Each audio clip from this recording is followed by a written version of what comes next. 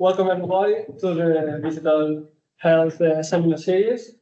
Usually the seminar series will be in Seminar Room 1 in the Conference Center, but today it was not available and we booked this space.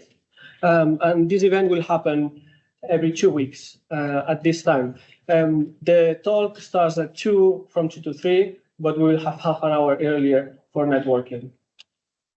Then basically what we want to create is just an environment to create these international interdisciplinary connections of people that is interested in digital health and other topics like AI. We would like to invite people from academia, industry, and healthcare professionals are all welcome. We are trying to invite people from the different schools, engineering, maths, computer science, medical school. On the first seminar series, which was last week, there'll be people from the medical school, but yeah, we are hoping to have more people from there as well. And at the moment, this is organized by the School of Engineering, Math and Technology, the Leap Digital Health Hub, and the CDT in Digital Health and Care. But yeah, we are open to have additional sponsors or people more involved in the organization. At the moment, this is the people that is involved in the organization. Basically, Matt, who is here in front, Emily and Tara, Miguel, which is me, and Emma, who is also helping organizing and promoting the events. If you have any questions or any suggestion about how this event is running, please email us into this email account. As I said, it will be usually in Seminar Room 1 in Seminar Center. All the events are recorded and then they will be uploaded to YouTube after that. If you have any concern about you appearing in the video, please let us know. And yeah, if you are online, please mute yourself. What else? We'll have some time for questions and answers at the end of the talk. The talk should be about 40 minutes, 45 minutes, and we would like to have 15 minutes for questions at the end. Except if you want us to receive questions during the talk, it's up to you. But I think it's better if we wait until the end. If you are online, please use the question and answer option or write the questions on the chat. Then, yeah, Tom is here, coming from AstraZeneca. It is a great pleasure to meet him again because it has been a long time that I still didn't see him, but he has been involved in Bristol University for quite a long time. He is at the moment the head of the Center for Artificial Intelligence in AstraZeneca at Cambridge, UK. He is an honorary research fellow at the University of Bristol, a fellow of the Royal Statistical Society and member of the IEEE Signal Processing Society. Before that, he was applied science manager at Amazon, in both Seattle, USA and in Cambridge, UK. He was a research fellow on the Sphere project, which we have here some people that was also involved, including myself. He was also Microsoft Research Cambridge, an employee from that, in which he co-authored the book Model-Based Machine Learning, and he also worked in Kinetic and the British Medical Journal. Then, yeah, without further ado, let's thank Tom for coming.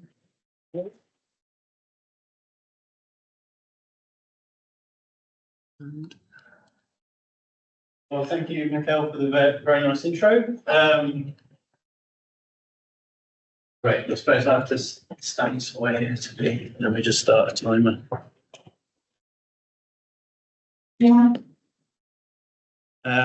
Great. Okay. So I've tried to sort of tailor this talk a little bit to this audience. So I guess the background is we do many things within AstraZeneca that are related to machine learning, artificial intelligence. So I'll cover some of the general stuff and then try and give a bit of a digital health kind of slice of the view of the world. So hopefully that's That's good. And I am happy to receive questions if you have a real burning question during, but, also happy to take them in the end. And obviously I can't see the chat for anyone online. We will, you'll let me know of that, basically. Great. Okay. And is this going to work? Yeah. Okay. So, we're AstraZeneca is a pharmaceutical company, in case you don't know. I mean, you'd be amazed, we sometimes get that question. We sponsor a conference and have a booth there, and somebody comes up and says, "So what does your company do?" Living under a rock in the pandemic, but AstraZeneca, one of our really core values is around science, and everything, really everything is about having the highest quality science that allows us to push the boundaries of what we're doing, and that extends to digital and AI as well, right? So it's not just bench science; it's also making sure we have like the real rigor in what we do. So most of my focus within AstraZeneca is in what we call biopharmaceuticals. So AstraZeneca is sort of roughly split into oncology, so cancer, biopharmaceuticals, which is kind of everything else, and then there's also a rare disease unit.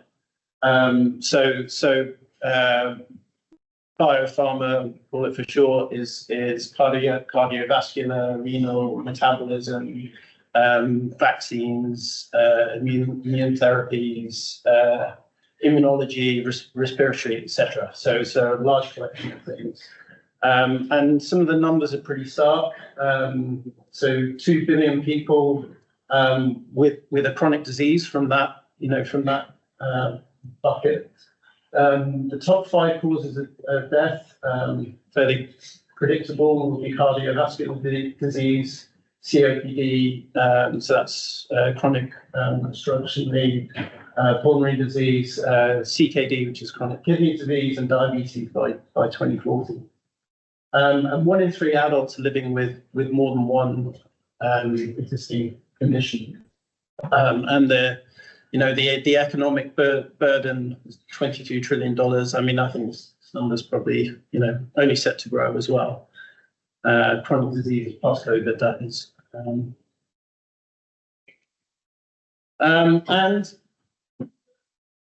what we do is in terms of sort of pushing the boundaries, one of the main things that we're doing is really pushing into different drug modalities. So traditionally you think of your small molecules. That's been the sort of bedrock of what most of drug development has been built on. Antibody therapies, in particular monoclonal antibodies. That's so where you're hitting one specific target, and then bispecifics, sort of a Y-shaped molecule, so you can target 2 proteins at the same time. And then other therapeutic proteins. They're sort of like the traditional ways of making drugs. But increasingly, we're moving to more advanced ways of doing things. So ADCs show great promise, so antibody drug conjugates. So that's where you're attaching a small molecule to an antibody, basically using the antibody as the delivery mechanism. So the antibody is very good at taking you to the right place in the body and being very, very specific, and then it can release its payload exactly where you need it to be.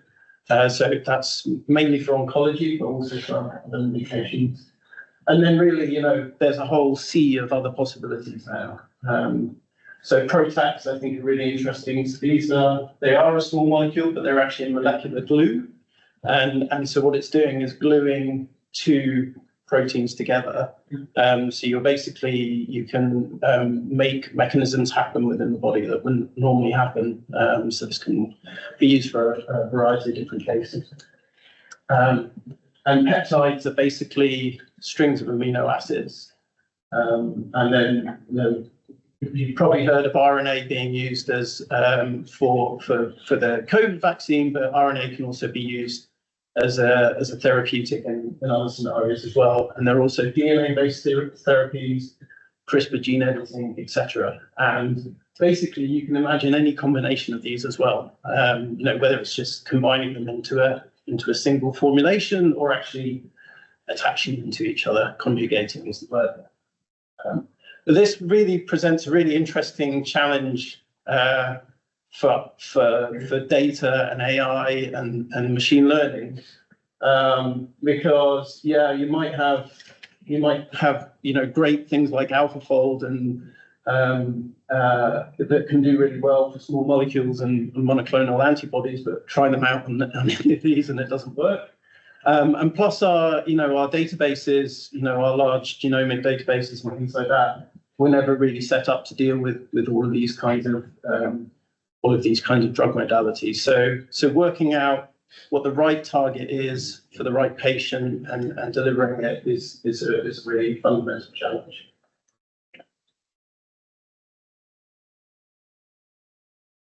And I think another aspect of it really is where we can have the most impact. So really, what this plot is trying to show is that actually, you don't necessarily just want to treat symptoms. You actually want to really push down and stop or slow diseases entirely. So that requires a few different things to happen. So really understanding biology is the main thing that you really need. And then all of those lovely drug modalities that I pointed out on the previous slide, and precision medicine, so that means precision and personalized are slightly different things, but precision usually means precision within the body. Personalized means getting the right patient population and segmenting. But also, we need to earlier diagnosis and interventions, because if you don't spot things early enough, you're never going to be able to get down there. And I think this is the one where digital health really has the biggest chance to.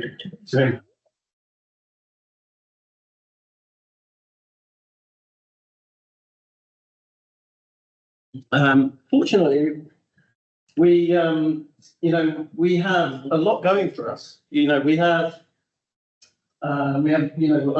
new things happening in the clinic. We have evidence from all sorts of.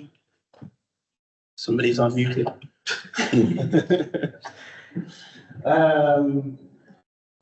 Real world evidence. We have data about patients. We have wearable devices and all sorts of things. We have different ways of gathering data.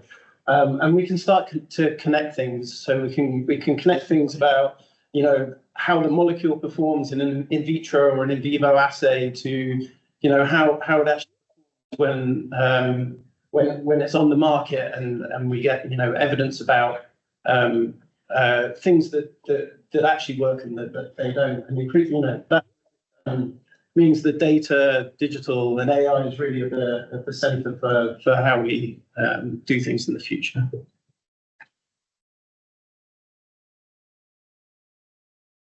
Huge amount of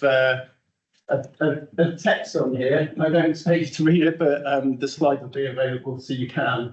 But this is actually basically just sort of like pulled from our marketing materials, but the digital health technologies is a huge market. So we have so I'll read some of these figures, but starting from around 6% of GDP, the combined public health and long-term care expenditure is projected to reach 9.5%. So we just heard the announcement that we're going to increase our defence spending in the UK. But the health spending is going on in only one direction, right? So how can we how can we make those things add up? What are you going to spend less on? Because it's a percentage, right? So if things go on unchecked, we're going to face really huge problems. So this is the problem we're trying to solve, and it's a problem that hopefully you're trying to solve as well.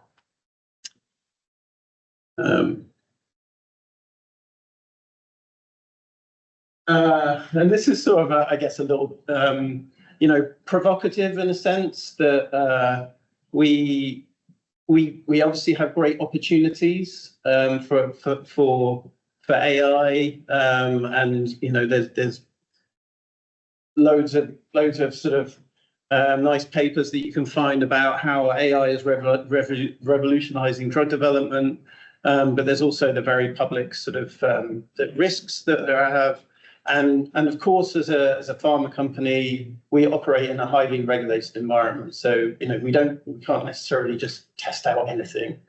And I think this is kind of, well, it's maybe not unique. I think you might say that banking's in a similar place or something like that. But it definitely puts constraints on what we do, and certainly we have to think about the risks as well. But I think we were just chatting over lunch about Chatterjee and what we were. I think we're in a place now where AI is it's not just a sort of a niche academic subject anymore. This is mainstream, and I think the recent Nobel Prizes are really an acknowledgement of that. And in particular, I think of David Baker's lab is absolutely incredible in the space of protein design. And in terms of what we do at AstraZeneca, we think very much about how we do ethical AI. So privacy and security are the bedrock. We focus a lot on explainable methods and transparency, and fairness in both senses of the word, I guess. So fair in terms, as the acronym, but also fair as, in terms of trying to reduce biases. And we always put the patient first. So we're thinking about, human-centric methodologies and social benefit. And you may know about AstraZeneca with the COVID vaccine, but there are many other examples of that. We're working in Africa. I think I have a slide on that about providing care there through the Healthy Heart Africa campaign, and we there's a lot about how we get things out to underrepresented populations and try and improve care across the world. Fair in terms of the acronym. I mean, I suppose this is like teaching to suck eggs or something, but this is not necessarily easy for a company like ours to do this. Like to try and say, well, let's make all of our R&D data fair. So, is it findable in the first place? And certainly for historical data, it isn't. And I think one of the things that makes it especially challenging is that there's this notion, it's not ours, but it's one that's common in the industry with minimal viable data, which is that you collect only the data you need in order to make the decision that you have at hand. So it might be like, okay, we're going to go to a phase 1 trial, so phase 1 investment decision would be called. You collect precisely the data that you need to make that decision. Well, when it comes to AI and training models, there's probably a whole load of other data that you would have liked to have had, which you don't have access to. And so this is one of the things that we're working to try and, it's almost like more of like a hearts and mind problem than it is a technical issue about how you get people to realize the value of all of the data that you have. And so that's something that we actively work on within the company. And then I tend to think of AI in these two different sort of buckets: AI for science and AI for productivity. Certainly in terms of what we do, and so we have, we have enterprise teams who do things like, get us access to a sandbox version of ChatGPT or whatever large language model that you might want to be using, and GitHub Copilot and Microsoft Copilot on Teams and things like that. So we have access at an enterprise level to various different tools that are incredible for productivity, general productivity. I think there's also a question about sort of customized versions of that, where we're actually looking at very, very specific tasks, and maybe your general purpose LLMs are not that great at that at the moment. But most of what my world is focused on is this sort of AI for science slice, and really that's everything in R&D, so target discovery, molecular property generation, prediction and generation, disease causing variants, and et cetera, et cetera. And just a little word on who we are and where we are. So I'm based in Cambridge. This is our fancy building, which which took a long time to build, but is I guess worth the wait. It's really great place to be. It's right by Addenbrooke's Hospital on the biomedical campus in the south of Cambridge. And then our other sites, Gothenburg and Sweden. So AstraZeneca is a British-Swedish company. The main headquarters is Cambridge. The second headquarters is Gothenburg. And then we have quite a large site now in Barcelona. And that's where a lot of our data AI folks are based. And then Gaithersburg is where a lot of the labs are on the US side. So we have a small team there. And Mississauga, which is basically on the outskirts of Toronto, is another growing site. And again, that's more sort of data and AI kind of skill sets based there. And we think very hard about how much do we do ourselves internally and how much do we do through partnering. And so I've just highlighted three different kinds of partnerships that these are not the only ones ongoing, but three different flavors, I guess. So this first one, Ion Labs, this is a cross-industry biotech fund. So they're based in Israel. It's partly funded by the Israeli government. And there's, I think, 6 different pharma companies involved in this. And basically, it's the pharma companies get together, generate challenges, which they then create startups around. And there's sort of funding that comes from each of the pharma companies, plus $1 million from the Israeli government to kickstart this thing. I think 7 startups to date in the last 3 or 4 years since that's been running.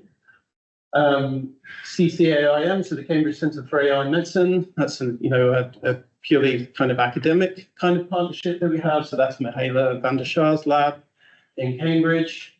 And so that's quite a large body of students that have already gone through there and are going through there. Again, that's not only AstraZeneca. We have a couple of other partners in that, but that's another way that we can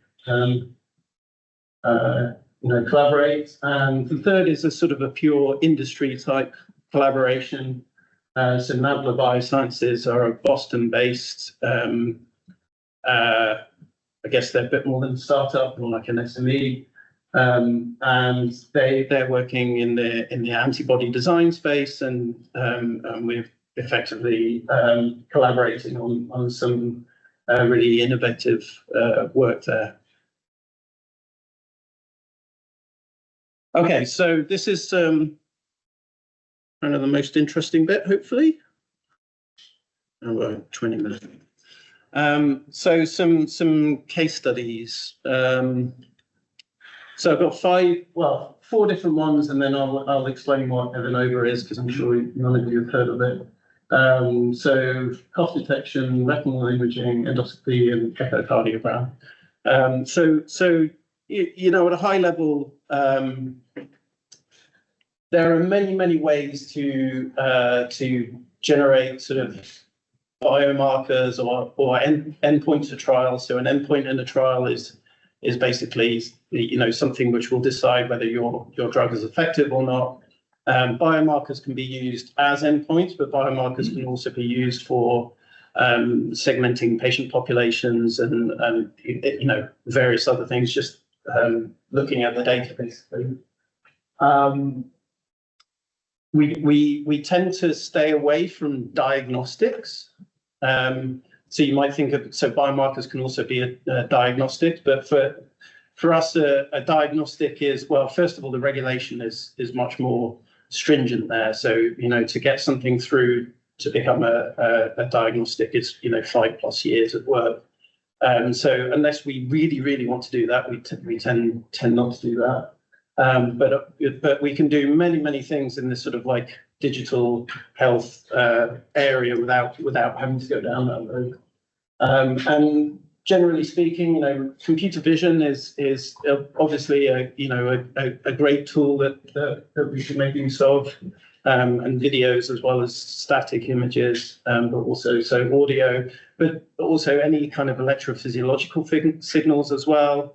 And then there's also, you know, biomarkers which can be based on genetic signatures or other omic data, transcriptomics or proteomics, etc. So these are kind of these are all sort of in the machine perception sort of space that I've chosen here. So this first one, cough detection, is quite an amusing image in a way. This is pulled straight from the Vitalograph website. I think so. The VitaloJack is a device manufactured by, I hope this is the gigabyte SD card. This is currently the only device that is approved for use by the FDA for monitoring cough for patients. So you'd think, oh well, surely my phone can do this, or my watch could even do it, probably. But you know, it's another question having a hardware device that's approved by the FDA and the EMA, you know, the European Medical Agency, and the MHRA, etc. So we've been working with data from this device, and the current way it works is that you get a 24-hour recording of audio. So it's two microphones. One is sort of attached to your chest, and the other is on the lapel of your shirt or attached to you somewhere. And they record for 24 hours continuously, and then there's an algorithm which cuts out the blank spaces, or does its best to cut out the blank spaces, but then it's given to human annotators. So that is an approved biomarker and an approved endpoint in cough trials. And so you're effectively just trying to measure the number of coughs in a 24-hour period. And so you can imagine that that's a pretty simple but effective way of knowing if your medicine is working or not. Clearly not optimal, right?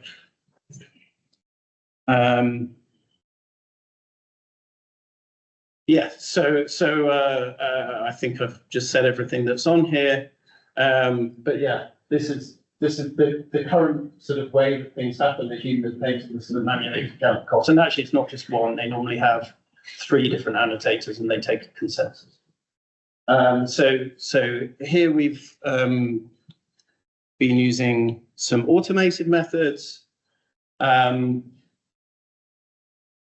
this is data that's all been retrospectively validated on clinical trial data. So we have data from 3 or 4 trials, I can't remember exactly. But these, several thousand patients, so several, thousand days worth of data. It's a huge amount of audio. So the first thing we did was essentially try and improve on the compression of the data, because the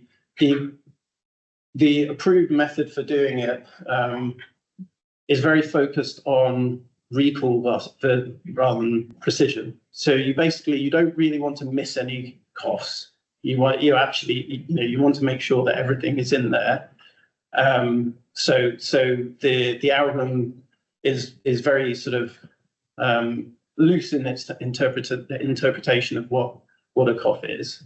So that means that the reduction from 24 hours still ends up at, I can't remember what it was, like 6 or 8 hours or something like that. So it's still, even if you were to improve that, I don't know, down to an hour or something, or 20 minutes, you would already save a huge amount of annotated time, even if you didn't do the actual automated cough counting. So the first thing was, can we improve on that? And we were able to do that. So I don't think we actually have the baseline in here,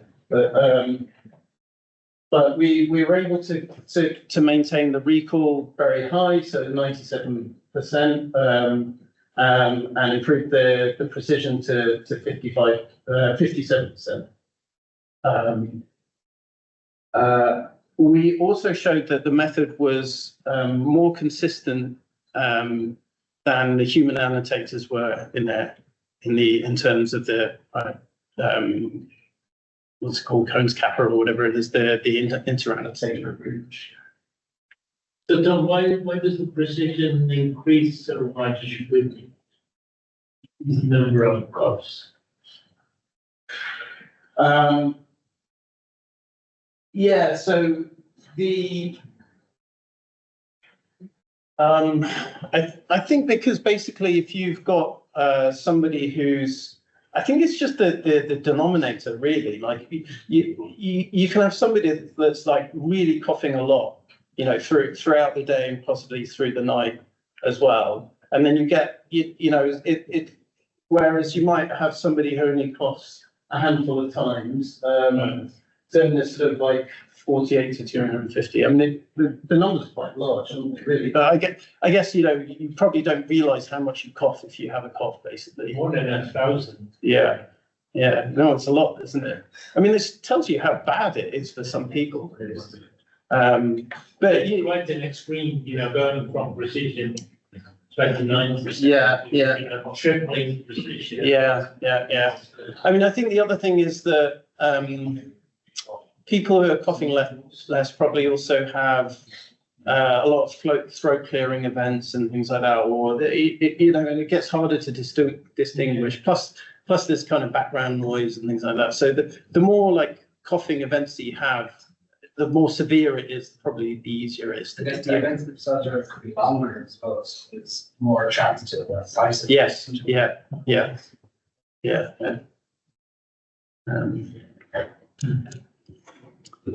And so this is kind of not minimal viable data, but minimal viable product. So this was just can we wrap this up into something that is actually usable? And so we developed this kind of web app that you can use to explore the data. It's actually been really helpful for debugging the algorithms itself as well.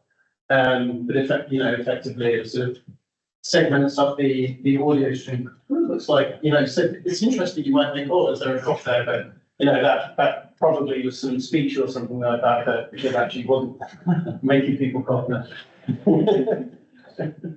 Don't think about coughing. That's the thing. And so this can actually be used to improve the labeling as well that we get. And there's also an interesting thing about there's what we call kind of weak and strong labels in this sense, because the sort of the gold standard is that you mark you know, mark the beginning and the end of an actual coffee bed, and maybe the sort of the plosive part of it, which is you know, the actual the kind of the loudest part, and you get these very, very clean sort of segmentations. But actually, if you want to do a faster labeling of it, you can get people just to say, oh, I think there's a cough here roughly, and they just put markers down, and that's way, way faster to do, much, much cheaper. And then the question is, can you still train models on those weak labels? And so we've done a bit of that, so where you basically use a combination of strong and weak labels to boost the performance of the element as well.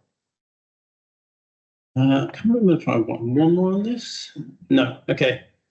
And you know, in terms of, I haven't actually put the model up here or anything like that, but you know, we've tried various different iterations of things. You know, that we've tried various things with you know, what we might call like good old-fashioned ML, where you basically do a lot of signal processing and feature extraction on the audio stream, you know, within specific windows, and then train random forests on top, all the way up to you know, these models like Hubert, which is like a BERT-based model for audio, and some of the latest audio models.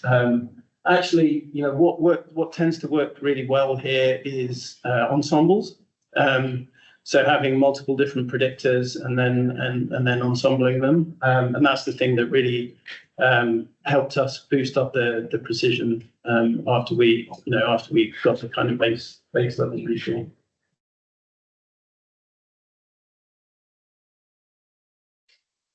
Okay, onto another one. So retinal imaging is a really kind of interesting window into the body. So you'd think that retinal imaging is looking for problems with your eyes, but actually we're not looking for problems with your eyes. It can help with the early detection of things like diabetes and chronic kidney disease. The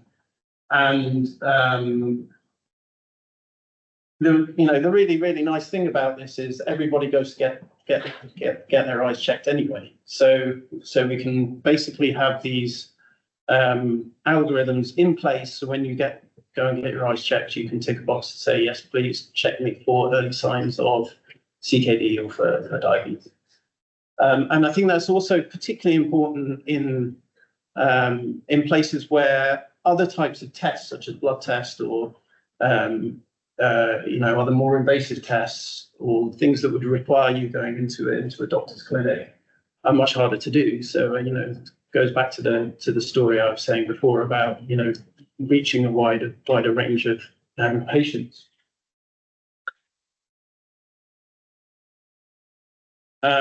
So here, you know, this is so linked to our CVRM, so that's cardiovascular renal metabolism phase 1 studies. The point is here that we can do a retinal pre-screening, essentially to work out if people are likely to be eligible for a study or not, in a very kind of, you know, cheap and effective way. And that can happen before we even think about cohort enrollment or anything like that. So this, you know, allows us to screen a lot of people potentially. Critically, you know, at this point, approval as a diagnostic will not be required, right? So this means that we can avoid having to do that extensive regulatory process.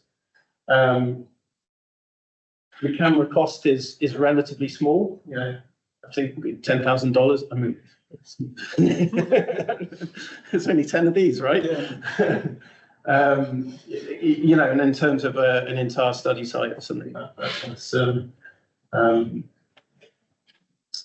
quite attractive. And you know, it also contributes.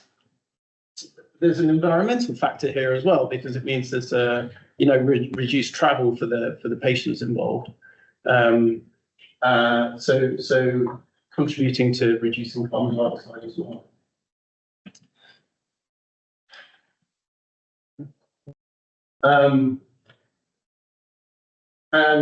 And you know, as I said, I mentioned that there's this Healthy Heart Africa program, and so the plan there is to have this available in sort of pop-up clinics in various places in Africa.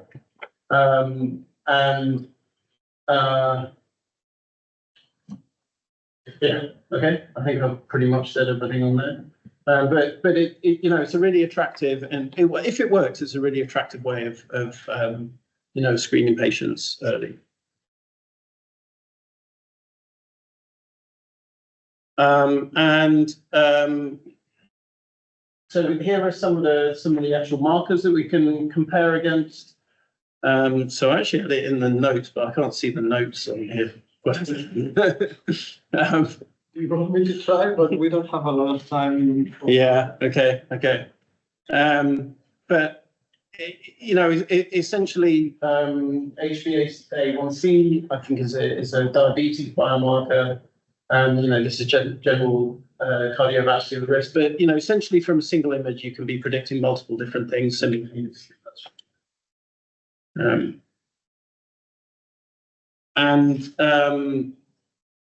You know, how does this work? Well, you know, it's not a surprise, I guess, that it's a pre-trained CNN model.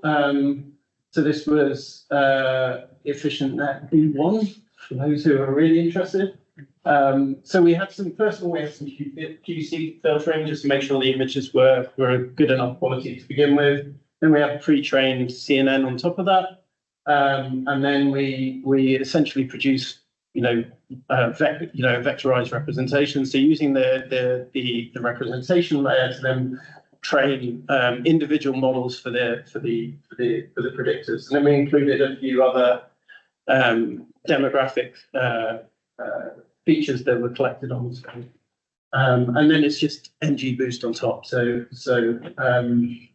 and this is then trained for each of those individual biomarkers separately.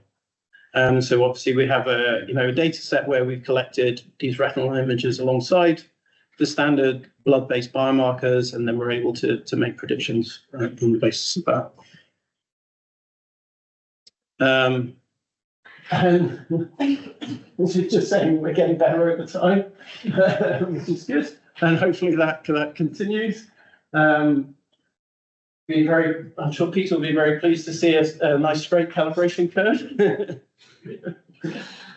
And I mentioned interpretability before, so we also look at different feature representations. I think the text is really blurry here, but it just says feature underscore da da da da da da. Various different ones.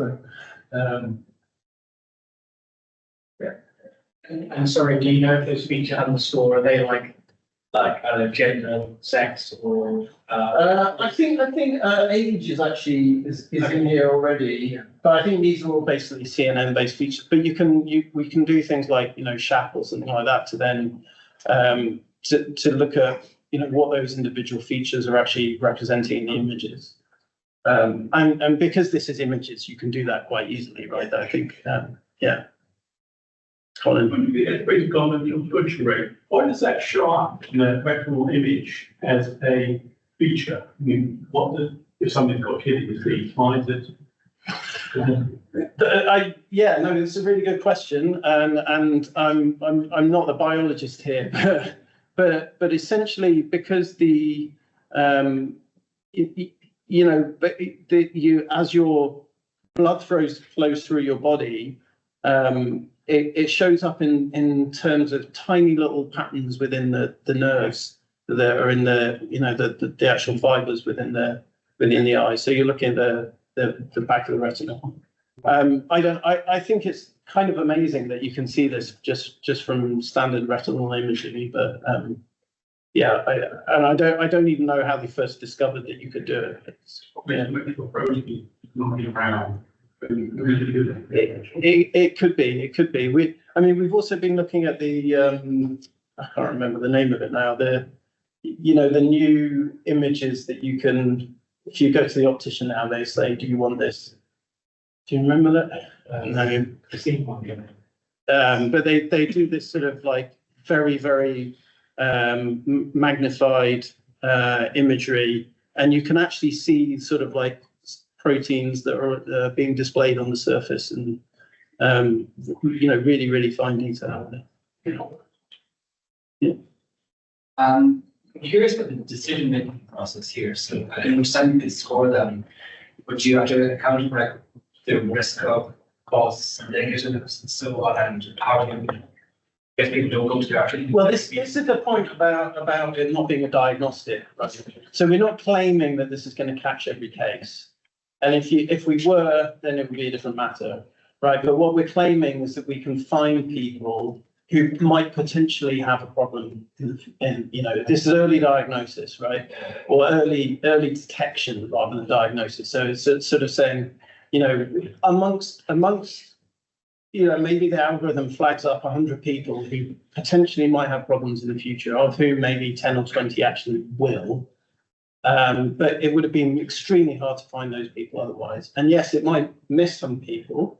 So if you were going to have it as a diagnostic tool, it would have to have more stringent criteria in terms of performance, and in particular recall. Yeah. But it's recall that you think is going to optimize for this, yes. Can you repeat the question for the online people? Yeah. So the question is like, can this miss people, basically, and yes, I think it can miss people, but the question is like, does that matter? I mean, it matters. So it matters if you're trying to use this to diagnose people. But if you're not using it for that, if you're using it to try and find people within the population, then you're only, of course, you also care about those people. And if it's systematic non-diagnosis, maybe that's a problem, that you're missing a tranche of people. But if it's just sort of random dropout or something like that, then maybe it's okay. It was less about mistakes. It was more about how do you take the scores and do something with that. But I guess you can put the threshold anywhere. I don't know how you make that decision. I see. I mean, so what we're trying to do is correlate against the existing biomarker. Okay, so if there's an exploration. Yeah.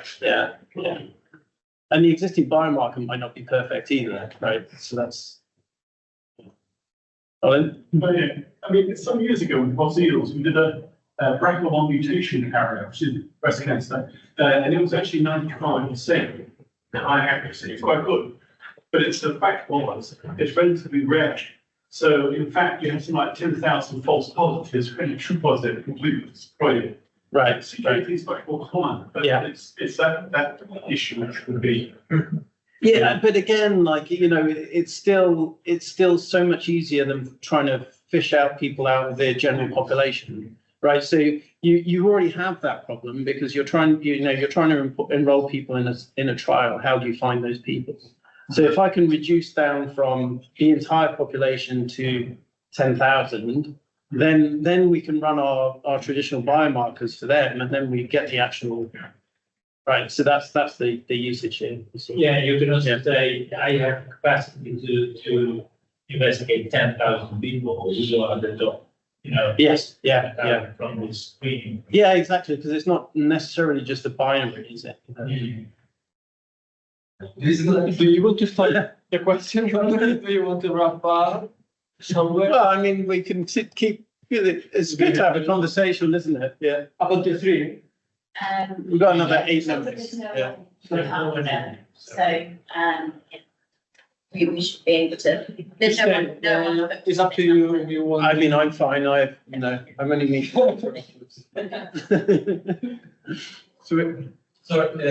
You may have mentioned that, but out of these the false negatives, still, I don't want to focus too much on the false negatives and the people who may not be called by the memory. But is there any evidence, or has there been any study to check whether these false positives are uniformly distributed in terms of ethnicity, gender, and stuff like that? Because even if it's used only as a primary prioritization, you can bias in your sample later on, for instance, which would be reinforced bias. So is there any evidence that the distribution of false positives, especially in this case, is not biased in terms of relevant characteristics of the patient population? Yeah, I don't necessarily know. I don't know the answer to that. I mean, I think, yeah, I don't know. It would be interesting to look at. But I think, one of the good things is we are collecting data across a, very, very broad spectrum of people, especially, including different continents and things like that. So, In terms of training data, there's a reasonably good distribution across human diversity. Let's call it that. yeah, I mean, I think a lot of this comes from things like UK Biobank data and things like that, which is diverse, but maybe not as diverse as it could be. But then we try and supplement with our own trial data, which are trials that are run in different countries and different populations. So in some sense we do have control over that, but in some sense we don't, right? So we kind of have to do the best with what we have. But it'll be interesting to see how that performs, how that varies for systems that are trained with different subsets of data that are systematically biased towards, let's say, people of sub-Saharan Africa, versus East Asia versus South America. And so it tends to give a broader picture of fairness and equitability in terms of development. Yeah, no, it's a good point. Yeah. I was just wondering, so you said that the top feature there is age, right? It's the top vertically, yeah. I mean, whether it's the top in terms of prediction. The most important feature I think is it age? Did I get that again? I think it looks nice. Yeah, I think so. Yeah. I was just curious if it might be learning a shortcut, just because in the sample, like people who have started to develop any potential symptoms because you can see that it increases with higher values as well, right? So it could just be that the sample has that sort of, I mean, these are actually SHAP values. Yes, yeah. data. So it could be that it's picking up this as a shortcut rather than actually looking at the Yeah. I mean, age is a really strong predictor already. Exactly. So it's either a shortcut or it is. I mean, you can't just predict based on age alone. Exactly. That's not going to work, right? So, I'm wondering what would happen with like the predictive ability of the model. If you drop that feature and look what. I mean, that's probably what was happening in 2021. So,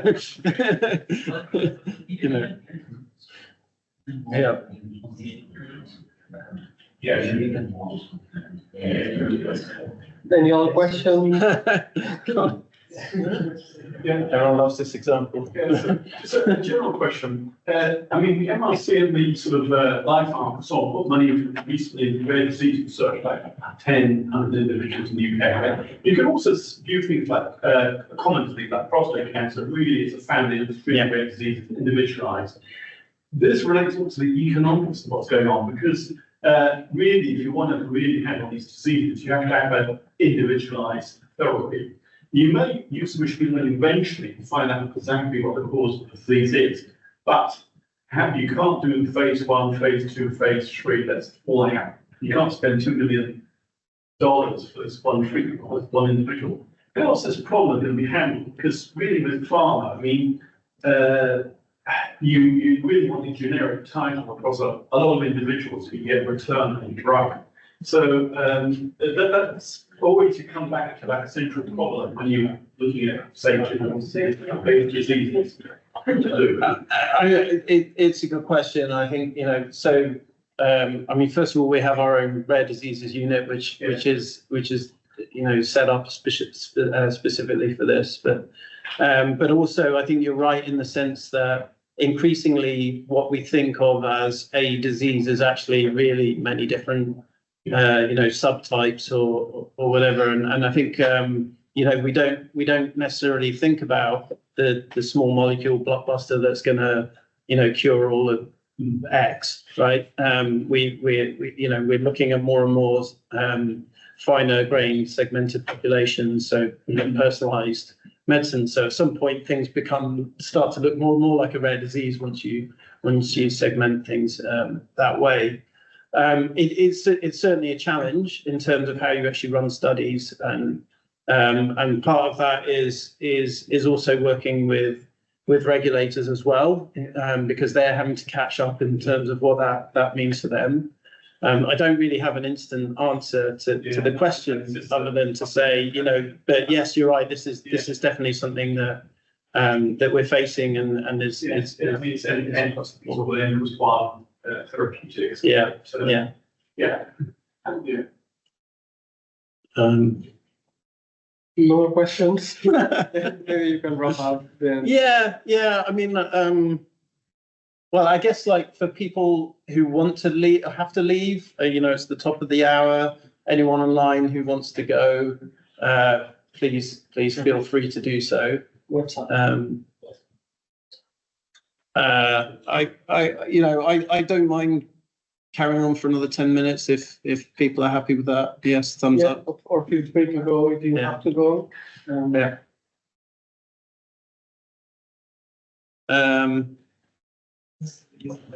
Yeah, okay. It doesn't seem we have anyone coming to this room. Okay, great.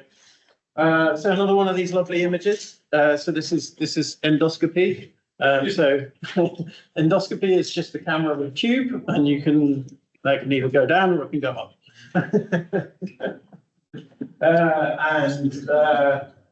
Most of our use cases are the latter one of those. And you'll be pleased to know that I'm not going to show you any of those images. So this is what we get then are videos, basically, a recording of the passage of the camera.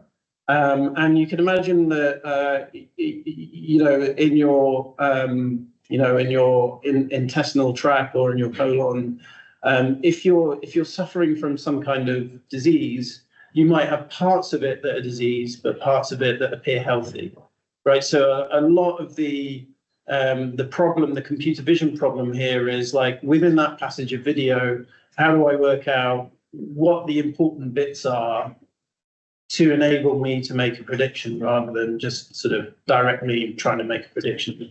Well, I guess in theory you could, you can sort of slice this problem up in different ways. You could say, okay, well, we'll just take the individual frames. We'll consider those as images. We'll ignore the temporal nature of it, and we'll throw them all into a classifier and see what happens. And that actually works reasonably well. But increasingly, we're starting to look at actually treating video as video, using the temporal element of it to make predictions directly from videos. Of course, that's then a step up in terms of computation, right? You're now having to train and predict over entire sort of video images.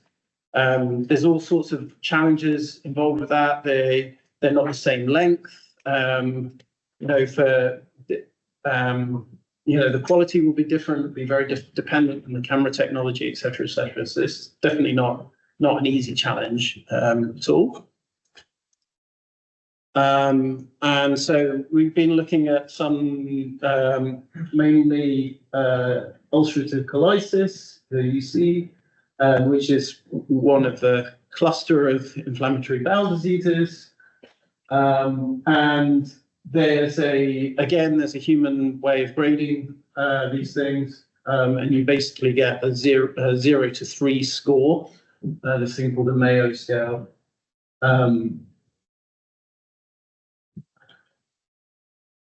Yeah, that's that. And so this is just showing the sort of the image-based way that I was saying before. Oh, sorry, I said that I wasn't putting up. They are. The funny thing is, if you do a Google image search for this, it blurs them all out because you shouldn't be looking at them. Yeah, so basically this is treating a video as bag frames here, this approach. And again, these are like CNN-based embeddings that are being used, so very similar type thing. Here we're using contrastive loss for the self-supervised training phase. And then and then basically plugging these again into a downstream model. I think this is actually just like a feed forward net that's put on the end. Yeah. But we, just to say that we have also been, exploring Mamba and models like that. There's some of the video-based models. Okay, we're going to get into a whole thing about false positives and rock plots,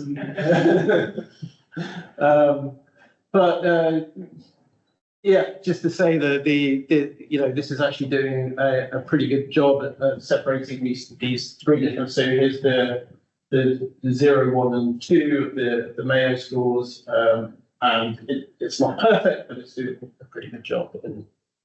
Okay, first. Just quickly, the last architecture, do you format that as binary classification for each frame, or are you doing localization?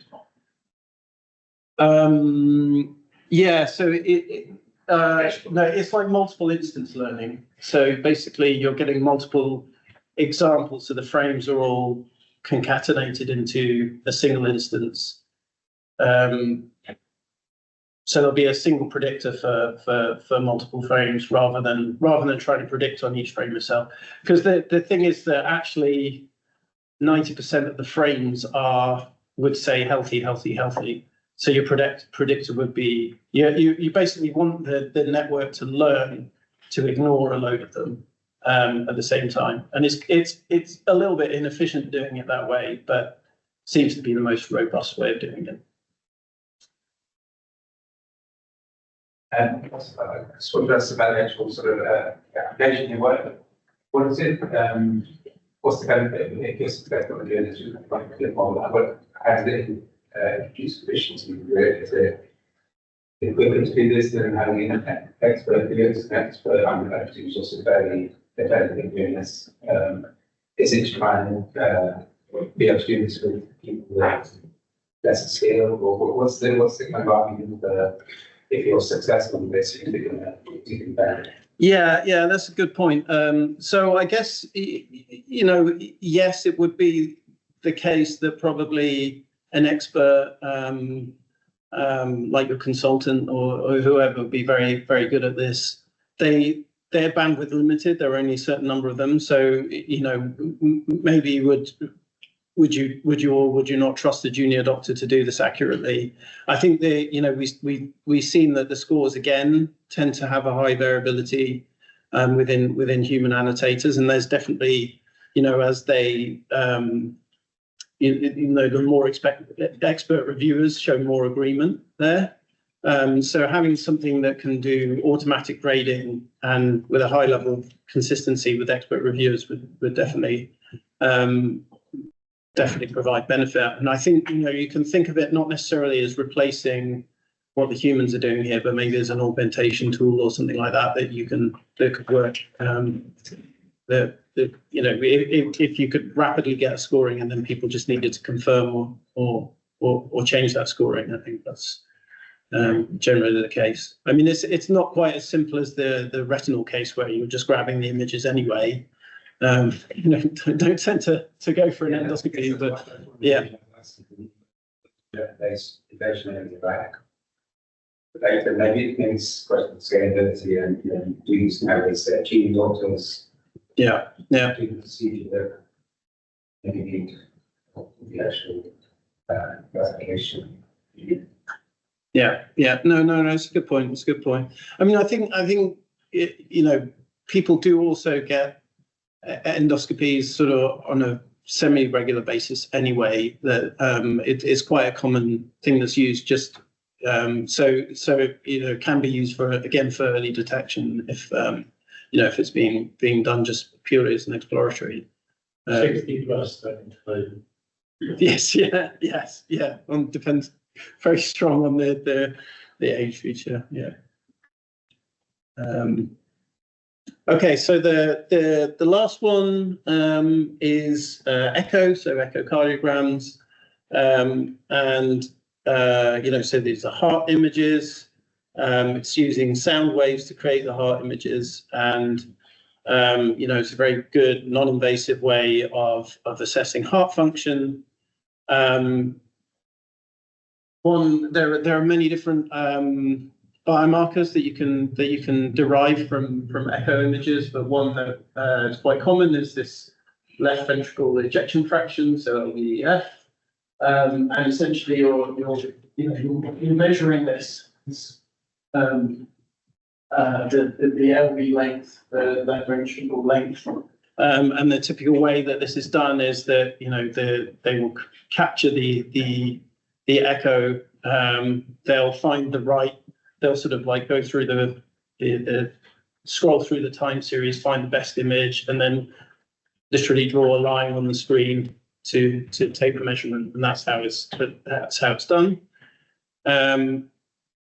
What we've been looking at here is there's a problem with basically this foreshortening, which is that if you don't quite capture it from the right angle, it will appear that the length that you get is shorter than it should be. So if your image plane is sort of off, and you think you've captured the best thing, then you might be getting an incorrect biomarker on the basis of that. And this actually has a real sort of cost to us, because echo is used in many trials, and if we have an incorrect capture that's only detected afterwards, it's very unlikely that you'll get the patient to go back in and be rescanned again. And the problem is, because you've had to pre-register people into trials, you have to keep that person in your data. So just without the echo data now, so you're basically losing statistical power on your trial. And that means that the trial has to be run longer. You have to recruit more patients. So this, there's a very real cost to this. So we've been working on trying to do a real-time system whose job it is to detect when this is happening. So not necessarily actually doing the measurement itself, although we can do that, but it's mainly to say, on the spot, no, you've collected a correct image, or echo capture or not. Once again, convolution-based architecture. Again, no surprises. This one's like a little bit more involved. The nice thing about all of this, though, is we have this running at 40 frames per second on an Apple M2 chip. So this means it's very deployable, right? So it hits the real time element to it.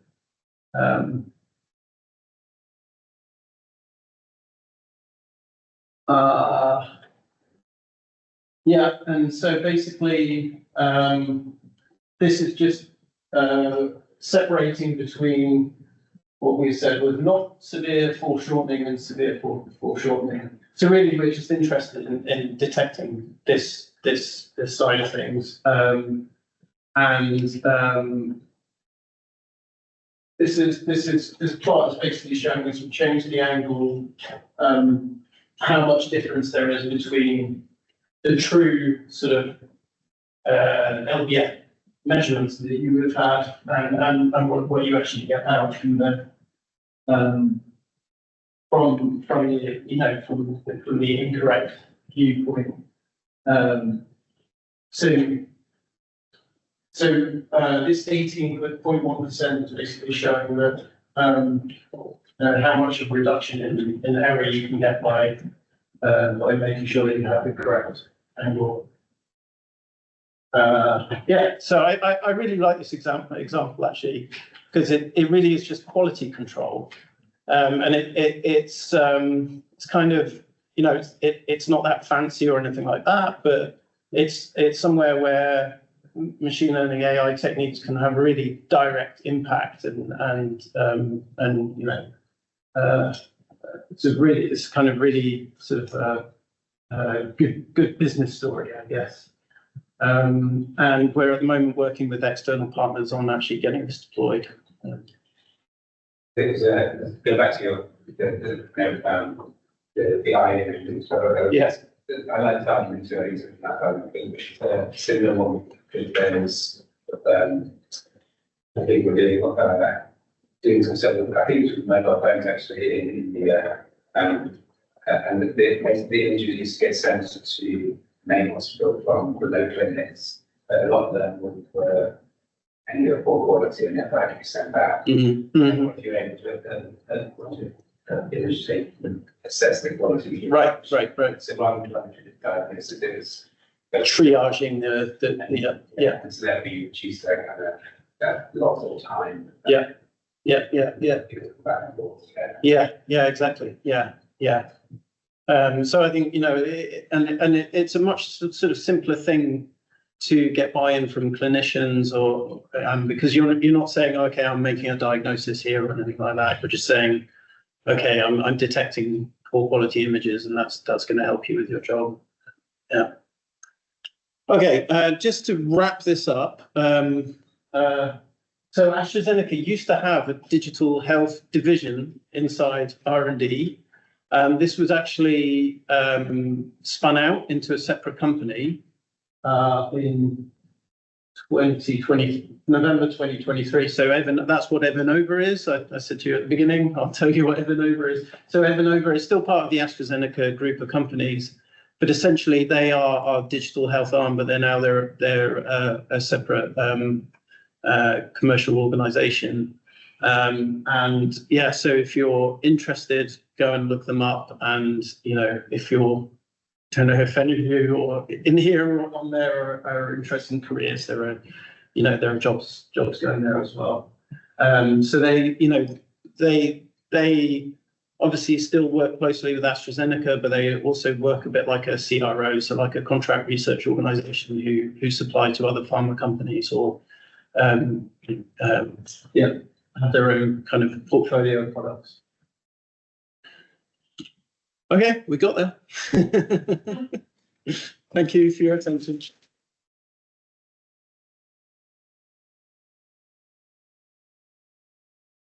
Thank you. Any missing questions? Yeah. So working with clinicians, as you guys do, inevitably, many of them at this point are probably thinking, okay, this can help us, like you said, with early detection, diagnosis gets harder. And many of them, I suspect, those that I've run into, suggest that, just help us make decisions to make it a little more efficient, and that we don't want it to replace us. Not long ago, I met a clinician, this is around bias and fairness, and I said, for CAT scans, she said, oh, we can try to help with that there's bias in machine learning, we're trying to address that. She said, no, I would rather the machine make the decision because humans have much more bias. And I don't know what your experience is. Is it moving in that? So you're currently focused on kind of detection, but there's this diagnosis that you're discussed a couple of times, said not going there. Is it moving that direction? And I kind of see this as maybe a minority opinion right now. Is that changing you think? I think it's just that we as AstraZeneca are not really in the game of making diagnostics. That we leave that to other people, basically. Not saying that the industry isn't going there. Absolutely, it is, right? And there are companies that are set up specifically to do that. I think you're completely right. I think that there's this notion that sort of the gold standard is human, but we all know that we can be fallible, right? And we have our own biases and we have our own, and we just make mistakes sometimes, etc. So yeah, it's really hard because obviously most of the time we're training on human data. So how much can you improve over what a human can do? I think one of the nice things is if you do use interpretable methods, our favorite SHAP or whatever it is, you can start to introspect on what these systems are doing.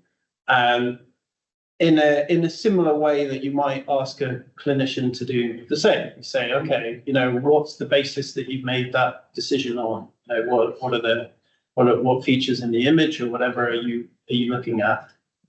So I think that's why we focus on that element and that side of things. But yeah, I think in some settings, a machine can probably be, if you give it the right data, you can never sample the whole human population, right? So there's always going to be some kind of bias in the sampling, but the machine surely can be trained on a much wider representation than any human could be. And so I guess the potential is that they could be better in that sense, and probably, definitely more consistent. We see that, and probably more accurate as well. Yeah. Just more of a comment on that. There was an early study on some sort of kind of massive condition, and the machine learning algorithm being trained by clinician data. So obviously the truth was the same machine learning, whereas it's utterly different was the false positives, because machine learning algorithm is getting wrong 4% of the time, clinician 25% of the time, which is utterly different. And ways definitely being treating somebody with toxic things that are unnecessary. It's because people have got so much psychological clutter. They probably clinician doubts themselves, they're telling you quickly. They would probably suffer, they professionally suffer more if they miss something rather than, they think there's something in follow-up which actually is false. So it's that psychological aspect which really. Yes, yeah. The cold-hearted machine doesn't have. It doesn't care. Yeah, but then again, maybe the next generation of agentic AI will have personalities and the same human foibles baked into it. Yeah. Okay, good. Were there any questions online? Did we? No. Sorry. Okay, then should we close here? Yeah, let's